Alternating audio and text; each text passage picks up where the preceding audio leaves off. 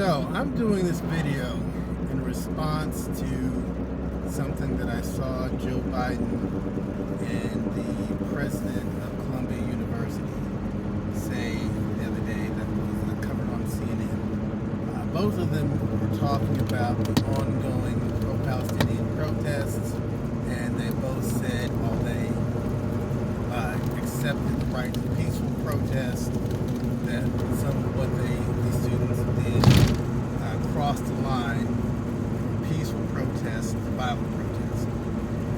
And the examples that the president of Columbia University, she gave an example of students occupying a particular building. I don't remember the name of the building. She said, and also maybe vandalism. I don't remember if she said vandalism. I definitely remember her saying occupying the building. Joe Biden also warned against what he could call violent protest. The CNN coverage showed a place on one of the buildings that was spray painted with graffiti, "Free Gaza," and some other graffiti. That's what I specifically know. Now, my personal view on protests is that I believe in nonviolent protests. I'm not a pacifist.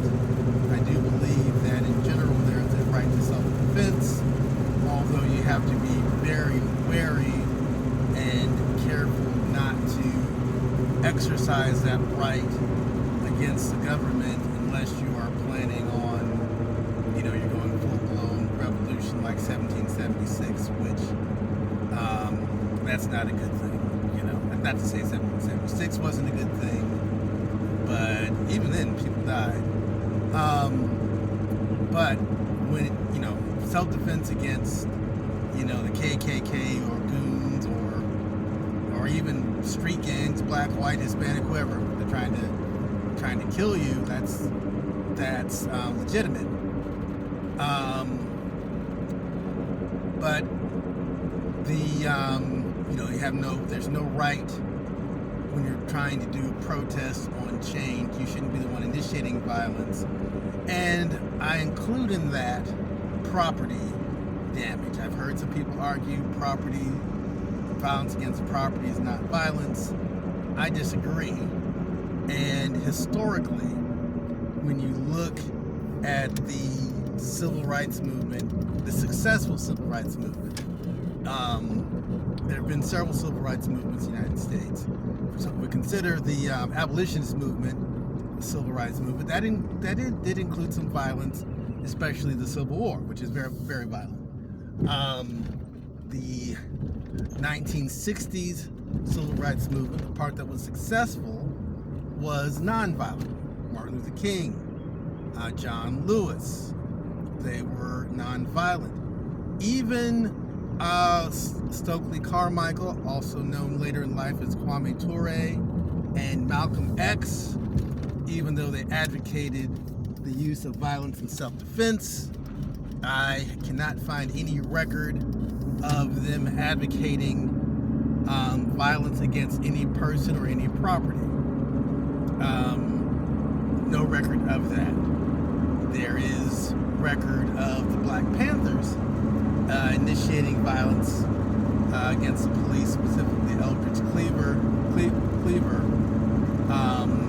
once took a young black man out, looking for cops to attack, and after doing that, the result of that was that young black man got killed, and that was very unfortunate. So again, we're talking about successful civil rights movements. Martin Luther King and SNCC was involved, and you have SCLC and NAACP, non-violent. Okay. Now, the most recent civil rights protests in 2020, also known as the George Floyd protests, the Black Lives Matter protests, they were not as well organized, and definitely people who associated themselves with that movement, some of them, not all, but a vocal minority advocated violence, at least against property. And more importantly, they were never put in check. They were never put in check by Joe Biden or Kamala Harris or anybody. Maxine Waters was telling people, go and harass the people that disagree with you, right? And so I remember one influencer on Instagram was saying, we don't own anything, so it's okay to burn down the stores in these neighborhoods because we don't own anything, which is provably false. There were black stores that were burned and looted during the 2020 protests, and somebody should have stood up and said no. And now I find it very disconcerting, very hypocritical that the people on the left, the Democrats, who were willing to go along with limited violence on Black Lives Matter, are now pearl clutching over much more limited violence when it comes to the Palestinians. During the Black Lives Matter protests, let's not forget there was a police station that was burned down. Let that sink in. There was a police station that was burned down. There were many stores that were smashed and looted. I saw one video of this black couple. Well, it's a black and Cuban couple. The wife was crying on the film, talking about they owned an Orange Fitness store, and she was crying on the film saying, we came back to our store. We were simply trying to clean up the store. It had been smashed in the protests. There were some protesters marching by on the street. My husband went out to show support because we supported what the protests and what they were trying to accomplish. And these protesters beat him up. So now he was light skinned, but he's still a person of color. And he was beat up by Black Lives Matter protesters. And I don't want to, and somebody I'm sure might clap back and say, oh, most of the protesters were nonviolent. I agree. And the overwhelming majority of these pro-Palestinian protesters are nonviolent. And so now that doesn't excuse those that have gone and done graffiti. Now I'm going to clap back against the Columbia University president saying that occupying a building is violence. Okay. Going all the way back to the sit-ins with John Lewis, they were occupying buildings that they were told they couldn't be in. Now, we can say, okay, well, they were, and the classic civil disobedience is when you are disobeying an unjust law. Okay, you're disobeying an unjust law, and you're doing it non-violently. That's civil disobedience. That goes all the way back to Henry David Thoreau. You can see the philosophy of civil disobedience even in the New Testament, right? Because we do have like the Matthew 5, the Sermon on the Mount, where Jesus is talking about being passive, where he's talking about turn the other cheek, and if you're compelled to go a mile, go the extra mile. So you're trying to win.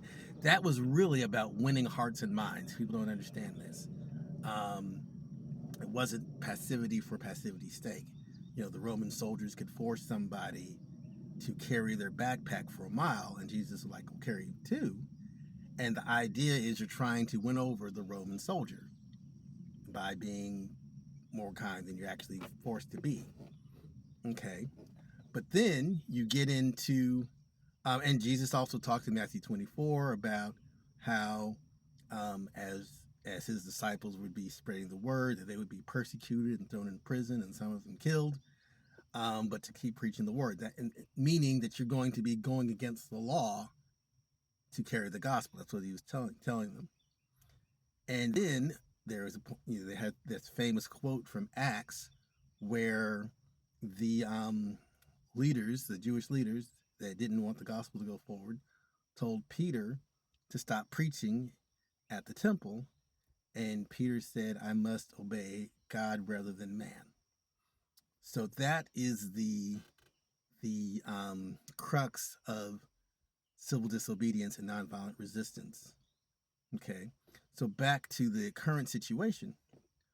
When you're occupying a building and you're just taking up space, that's not, you're not destroying the building, right? You're not causing any damage. You're not spray painting the building if you're just occupying the building. Okay. And we have to keep these distinctions in mind.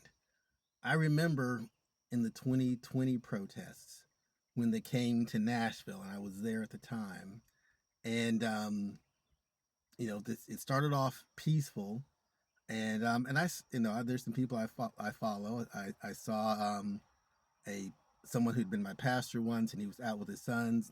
He posted on Instagram that they're out at the George Floyd protests that were during the day when everything was peaceful. But that night, things turned violent. Some people spray painted F Trump on the courthouse, one of the courthouse buildings, and tried to set the building on fire. It turns out that they photographed one of the people doing this. It was a white person that was a part of the 3% movement, which is thought to be aligned with the alt-right, actually.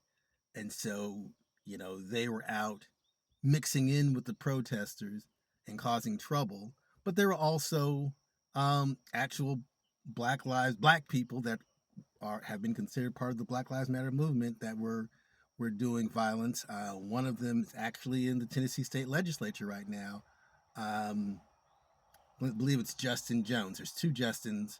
They were the ones that got thrown out of the legislature temporarily over some anti-gun protest, and so they've been in the news. But Justin Jones, one from Nashville, there's video of him during the 2020 protest jumping up and down on a police car. That's violence. That's not acceptable. And interestingly enough, since he's been in the state legislature, he's caused a lot of problems with. I know some inside baseball. He's caused a lot of problems with black and white people, Democrats and Republicans. He's made national news, but he's not effective. And he's not liked by black Democrats on Capitol Hill. Okay, so you can be as revolutionary as you want to be. That doesn't mean that you are effective. Okay, and so I want to let the young people that are understandably passionate about Palestine to understand the difference between being revolutionary and being effective.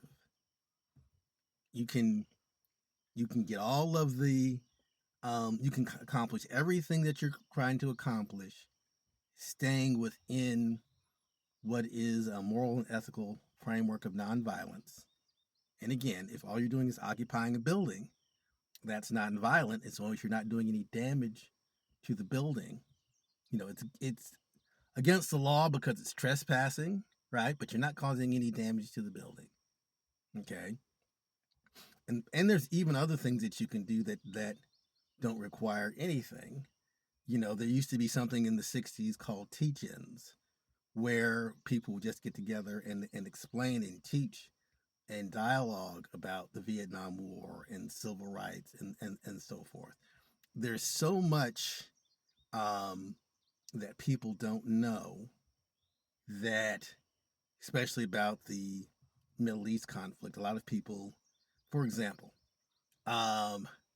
most Christians that are supporting Israel are basing it on the idea that the entire land of Israel belongs to the Jews because God gave it to the Jews, and some of them mistakenly believe that Jesus was born in Israel. Jesus was not born in Israel. Jesus was born in Bethlehem of Judea. Okay. The kingdom that was established by Joshua, and then, well, it wasn't the kingdom when Joshua established it because there was no king, but the kingdom of David. David was king of all of Israel, and Solomon was king of all. Saul was the first king of all of Israel, and David was the king of all of Israel, and Solomon was the king of all of Israel. But when Solomon died because of his apostasy, the kingdom of Israel was split into two. The northern kingdom was called the kingdom of Israel, also known as Samaria, and the southern kingdom became known as Judea. And so when Jesus gave the gospel commission and said to go from Judea, from Jerusalem to Judea, which means the area surrounding Jerusalem, to Samaria, Samaria also being Israel, so they would be going from Judea to Israel and then to the othermost parts of the earth. All right. And believe it or not, there are still Samaritans living in the northern kingdom of Israel. There's only about 1,000 of them left. There used to be a few million. So if you want to be biblical about it, all of the area, not just the West Bank, but all of the northern part, go look up a biblical map showing the northern kingdom and the southern of Israel and the southern kingdom of Judea. All of that would be going to the northern part would be going to the Samaritans, and the Samaritans get along with the Jews and the Palestinians. Okay. And then Gaza was never a part of Judea or Israel. Gaza was the land of the Philistines. Philistines is where you get the word Palestine from. Philistine, Palestine, it's just a different pronunciation of the word. Okay. Most, if you're a young person and you're out protesting, your parents don't understand, and especially if they're Christian, they probably don't understand. Even if they understand it, it's not sunk through. They haven't figured it out. They haven't thought through this. For a long time, I didn't think through it. So I'm not putting anybody down. It's just not something that goes through people's minds that there were different kingdoms. And of course, that doesn't even get into the whole history of when the Romans, because of the rebellion in AD 70, they sacked and destroyed Jerusalem, and then there was another rebellion after that, and eventually the Jews were dispersed into the diaspora, and then there have been people, and there have been Jews that lived there the whole time. There are other people that moved in and have lived there the whole time for centuries. I guess over 1,000 years now. Maybe even 1,500 years now, or more. And they have rights that are just as important as anybody's biblical claim. Especially considering that some, I'm not going to say what percentage. There have been genetic studies, but some people that are considered Jewish have no ethnic genetic connection to the land of Israel or Judea or any of that area. Let's take, for example, Sammy Davis Jr. Sammy Davis Jr., African American, just like me. He converted to Judaism. He married a Caucasian woman who was not Jewish, who converted to Judaism. So their children would be considered Jewish. Okay. Now think about this, and going down the mother's line. So let's say one of Sammy Davis Jr.'s sons married a Gentile, and they had a child that did not convert to Jew, that decided not to be Jewish but to be Christian or whatever, that child would not have a right of return. But if one of Sammy Davis Jr.'s daughters, if she had nothing to do with Judaism, married somebody that wasn't Jewish, and had a child, that child would have a right of return.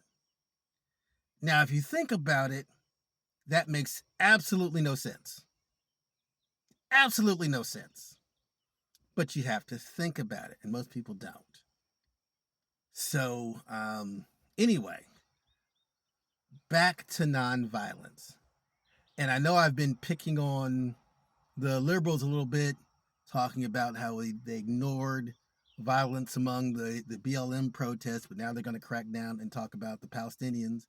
And funny enough, all these years later, 4 years later, after the BLM protest, one of the organizers of a BLM protest is actually now being a lawsuit against him is being allowed to go forward because there was a police officer that was hurt by somebody throwing a brick. Nobody knows who threw the brick. And the reason there's that the Supreme Court said they could go after the organizer, they said, well, he didn't dissuade people from looting Target and stealing bottles of water. They blocked the entrance to a police station, and they blocked the roads, and so he by his organization created an unsafe environment, and so he can be sued, which normally you wouldn't be able to be sued just being the organizer of a protest if you weren't actively telling people to throw bricks at the police.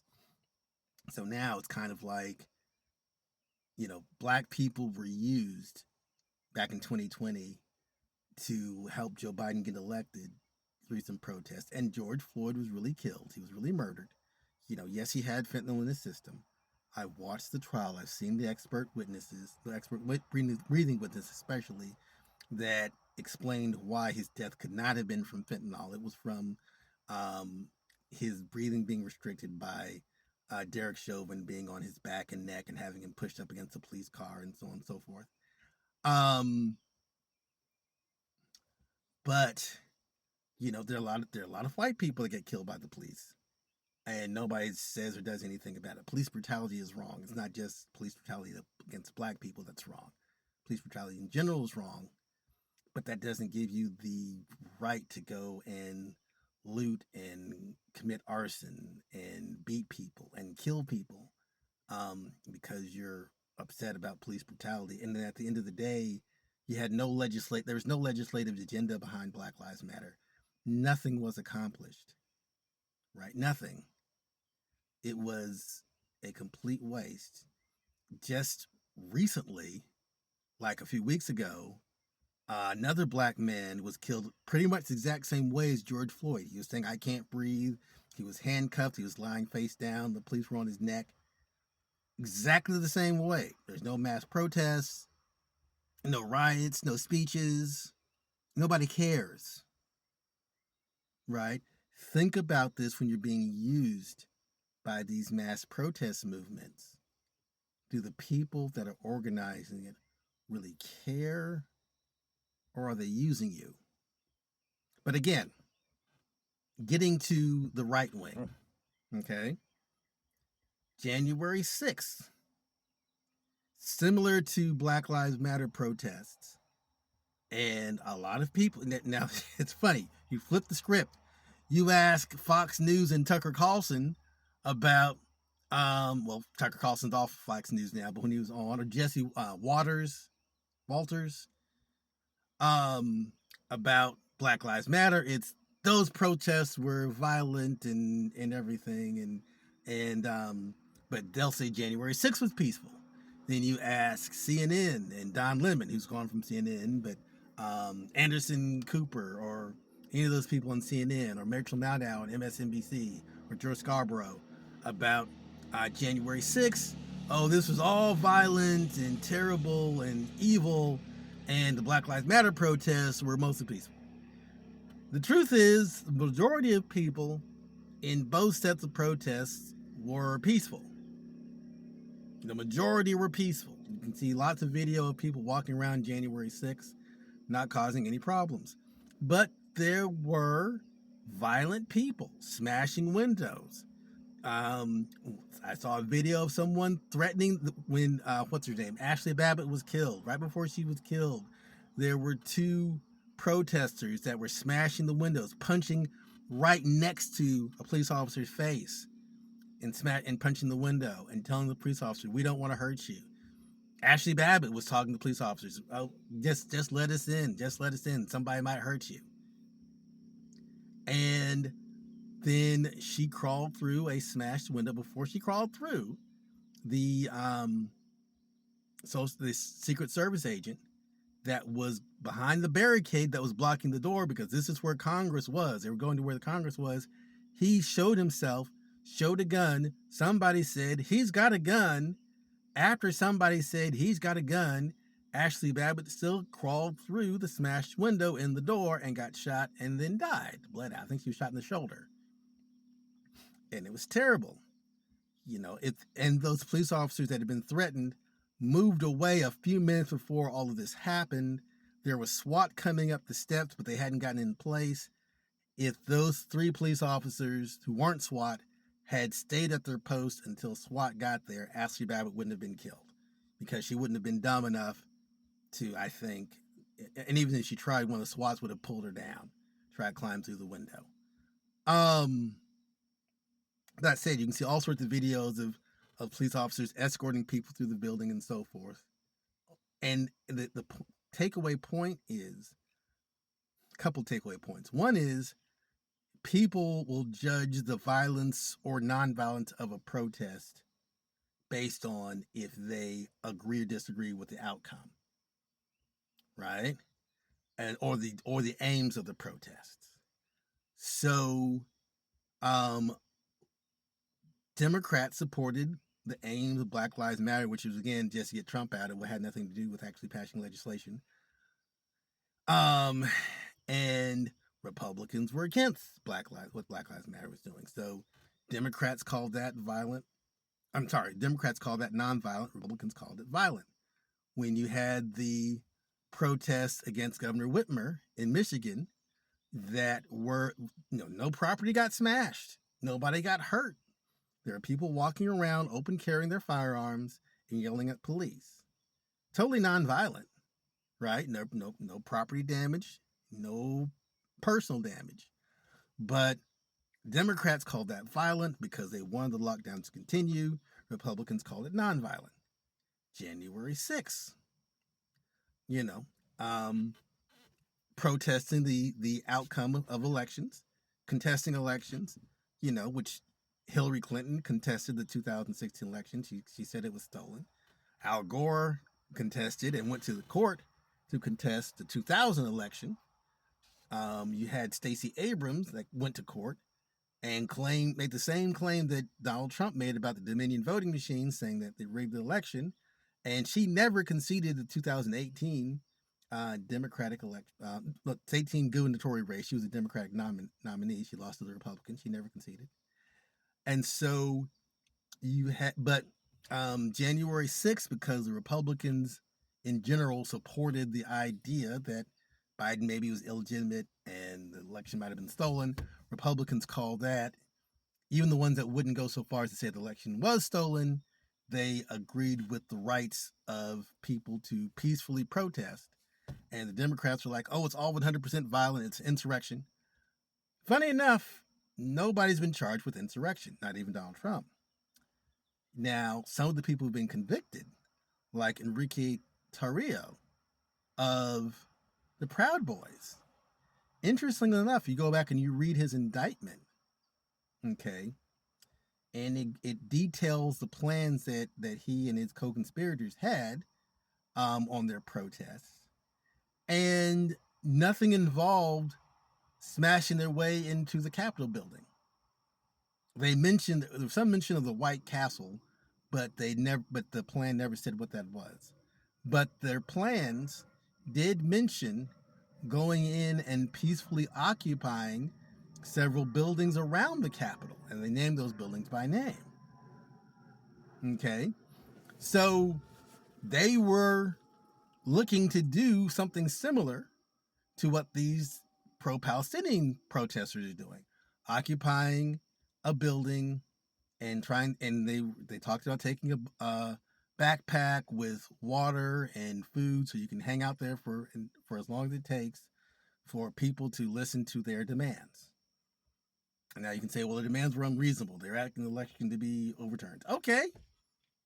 But that again is judging the means based on the ends. You disagree with the ends, so you're going to say these means are violent. And they got like 20 years or something. And Enrique wasn't even at the Capitol when everything went down. All this was based on text messages that they thought were encrypted, and that's something else. The protesters, you need to realize a lot of this software that you think is encrypted, the FBI, the NSA have backdoors in it. You know, Tucker Carlson, when he was on Joe Rogan recently, he talked about the fact that the FBI leaked all of his emails from his Signal account, all his text messages from his Signal account to the New York Times. I mean, Signal is compromised, okay? There was another open source program that the FBI actually created and released to the public anonymously that I forget the name of it, but it was used in a lot of FBI raids. So unless you wrote the software yourself, you know, you can't be certain that it's really encrypted and doesn't have a backdoor. The president of the Telegram software was on Tucker Carlson and explaining that the NSA or FBI they tried to recruit one of his lead programmers to get him to incorporate certain open source software libraries into the Telegram program so that they could have backdoors to hack into Telegram, and they wouldn't go along with it. Now, that's what they're saying. So maybe Telegram encryption can't be hacked by the FBI and NSA, or maybe that's a, you know, that's a little bit of a switcheroo to get you to trust Telegram when Telegram might be already influenced. I don't know. Again, the only way you can really be sure that your encryption is solid is to write it yourself. And most people don't know how to do that. It's not hard. I mean, you can read up and so forth. But something else that's very strong because it actually hides what you're doing. If there's something called steganography, where you can hide your text message inside of a picture, and then as long as everybody downloads the same picture, you can filter out the message. So don't do anything nefarious. Don't send messages that are stupid. In fact, use your regular Signal, your regular text messages, and just send back to your friends. We are totally peaceful. We've totally are against any type of violence, including property violence, and you'll be okay, right? Don't give into, because I know there's some people that wouldn't hurt a flea, wouldn't spray paint a brick, wouldn't do anything to damage any person or property, but they feel hesitant to tell their friends, hey, let's not do this, because they're afraid of what their friends might think. Do the right thing, just because it's the right thing. You know, back to 2020, I mentioned seeing one of the pastors that I knew and his sons out protesting during the day when everything was peaceful, and then things went kind of south that night, and the spray painting on the courthouse building, and people trashing things up and so forth around Nashville. And one of this pastor's sons put on his Instagram, "This is my city. I can't believe people were trashing it like that. I'm going to go out and clean up. Who is with me?" Now think about the influence. And stories like that should have been covered. They really weren't. But stories of people who were against police brutality but also speaking out against those who went too far. That should have been highlighted because there were some. There were some. There were people that were encouraging the violence, unfortunately. I saw what's his name? Mark Lamont Hill, who I respect. He was on Candace Owens and they were talking about the protests, and she was making the point that some of them went too far and some of it was violent. And rather than saying, yeah, that's just a few people, and I don't agree with that, instead he kept saying, well, during the civil rights movement of the 1960s, you had the violent part and the nonviolent part cooperating, and if this doesn't happen, we get this. No, that's not what happened. Martin Luther King and Malcolm X met one time. They did not ever make a joint statement. And I don't even consider Malcolm X violent in the terms of he never specifically encouraged any property violence or physical violence against a human. But Malcolm X made the famous statement that you should cooperate with Dr. King because if Dr. King doesn't get what he wants, he'll have to deal with me or people like me or something to that effect. Okay? But no actual overt threat of anything and no record of him. If the FBI was bugging his phone and bugging his hotel room and everything, if they ever got any hint that he was instigating any type of violence, they would have come down on him hard. Right? They couldn't even find him cheating on his wife, which, made him more noble than Dr. King on that regard. I mean, we all have our weaknesses. I have my weaknesses. I'm not trying to put King down. I'm just saying Malcolm X was very moral in his religion, and he followed his religion to the T. And that's an admirable thing, even though his religion is not my religion. But that's what I have to say about violence versus nonviolence. And it's just very odd that, well, again, the takeaways: stay away from the violence 100%. Encourage other people to stay away from violence 100%. Use other methods to get your point across. And be very wary and suspicious of people that only speak against violence under certain circumstances, but weren't willing to speak out when something that they 100% agreed with at times turned violent. That's all.